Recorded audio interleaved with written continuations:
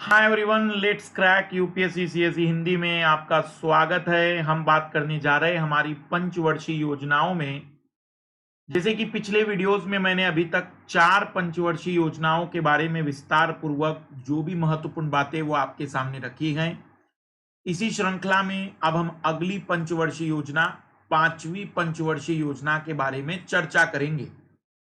वैसे तो 5वीं पंचवर्षीय योजना समय पर शुरू हुई, लेकिन अपने 1 साल पहले ही समाप्त कर दी गई। उसका कारण था केंद्र में सत्ता परिवर्तन। अभी तक कांग्रेस की सरकार बनती थी, लेकिन पहली बार जनता दल की जब सरकार बनी थी तो परिणाम ये हुए कि पूरे कांग्रेस की नीतियों को बंद किया गया। उसी के तहत पंचवर्षीय योजना, जो कि 5 वर्ष की होती थी, 4 साल में ही रोक दी गई। तो 5वीं पंचवर्षीय योजना 1974 से स्टार्ट होकर 1978 में समाप्त हो जाती है। आइए जानने की कोशिश करते हैं 5वीं पंचवर्षीय योजना में कौन सी बातें हमारे लिए बहुत महत्वपूर्ण रही है। जब भी आप अनअकैडमी पर सब्सक्रिप्शन लेते हैं तो MK लाइव रिफर कोड जरूर यूज करते चलिए अधिकतम डिस्काउंट के लिए। 2 दिसंबर से हम लेकर आ रहे हैं इकोनॉमी का complete fresh batch.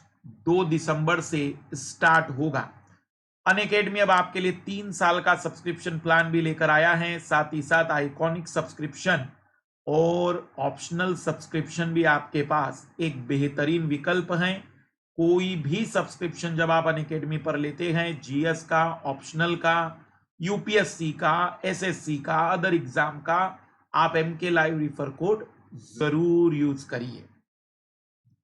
UPSC CSE pro हमारा नया चैनल, जिस पर आप एक्सक्लूसिवली केवल हमारी कक्षाओं को देख सकते हैं।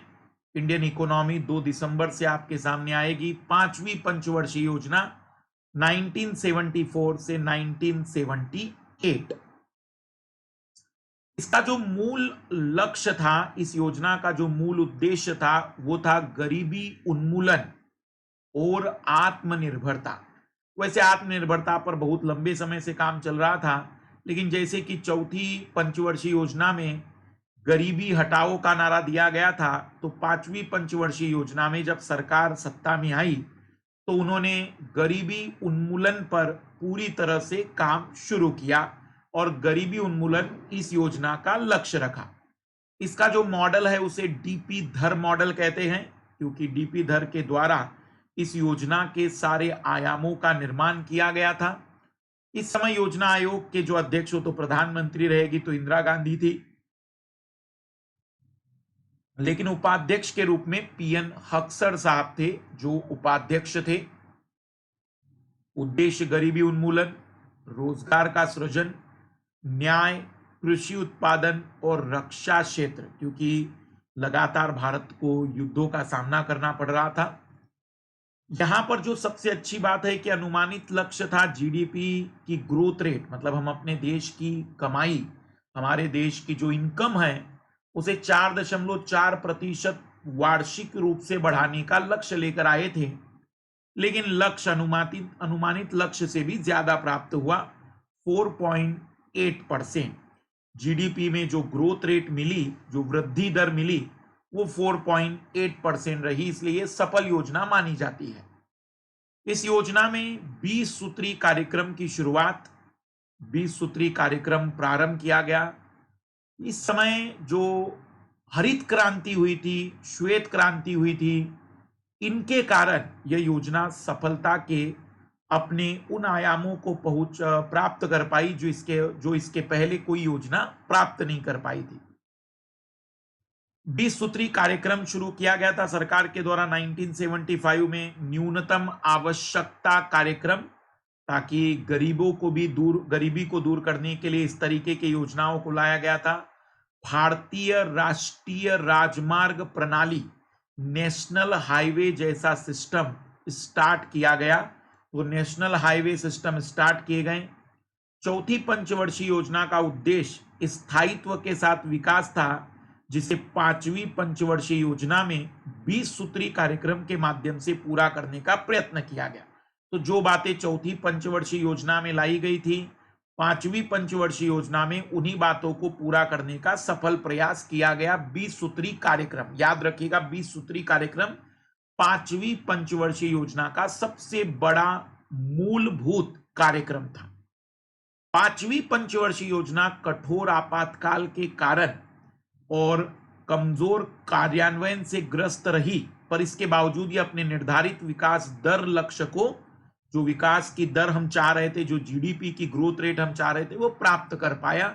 उसका एक बड़ा रीजन, जैसे कि मैंने आपको बताया, हरित क्रांति, जो ग्रीन रिवॉल्यूशन और व्हाइट रिवॉल्यूशन का दौर था।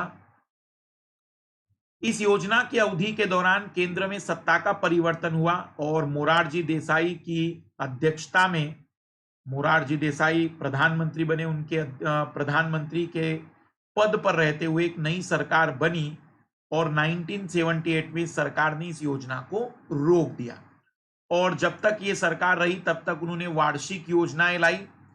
अब केंद्र सरकार ने इसकी जगह रोलिंग प्लान लाया। जैसे कि आपको पता होगा, प्लान हॉलीडे था तीसरी पंचवर्षीय योजना के बाद 1966 से 69, तो 1978 से 1980 तक प्लान हॉलीडे की जगह यहां पर जो गैप हुआ उसे रोलिंग प्लान कहते हैं। रोलिंग प्लान एक वार्षिक पंचवर्षीय योजना की जगह पर वार्षिक योजना था और इस रोलिंग प्लान को लाने का जो श्रेय है वो डीटी लकड़वाला को दिया जाता है। लकड़वाला, जो आप गरीबी मापन में जिनका फार्मूला यूज किया जाता था।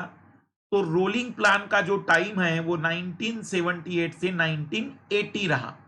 तो 5वीं पंचवर्षीय योजना समय से पहले समाप्त हुई, लेकिन फिर भी अपने लक्ष्य को प्राप्त कर पाई।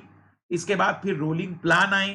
फिर रोलिंग प्लान 1980 में जब वापिस सरकार बदली और केंद्र में वापिस कांग्रेस की सरकार, इंदिरा गांधी की सरकार आती है, तो फिर से पंचवर्षीय योजनाओं का शुभारंभ होता है।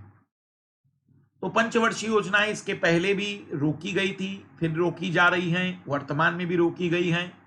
फिर रोलिंग प्लान डीटी लकड़वाला के नेतृत्व में लाए गए। दरअसल तत्कालीन नवगठित सरकार छठी पंचवर्षीय योजना लेकर आई थी, किंतु 1980 में सत्ता परिवर्तन के बाद पुनः कांग्रेस सरकार आई और उसने भी चालू योजना को खारिज कर 1980 में नए सिरे से छठी पंचवर्षीय योजना दी। तो जो सत्ता का परिवर्तन है, उनकी नीतियां बदलती है, इसलिए उन्होंने योजनाओं को खारिज कर दिया। जो जनता पार्टी की सरकार की योजना थी उसको हटाकर अपने नए सिरे से 1980 में छठी पंचवर्षीय योजना को लेकर आए और फिर यहां से 85 तक छठी पंचवर्षीय योजना शुरू होती है। अगली कक्षा में हम देखेंगे छठी पंचवर्षीय योजना और उससे जुड़ी हुई बातें। जब भी अनअकैडमी पर सब्सक्रिप्शन ले तो MK Live रेफर कोड जरूर याद रखें। सभी को बेस्ट ऑफ लक। बाय।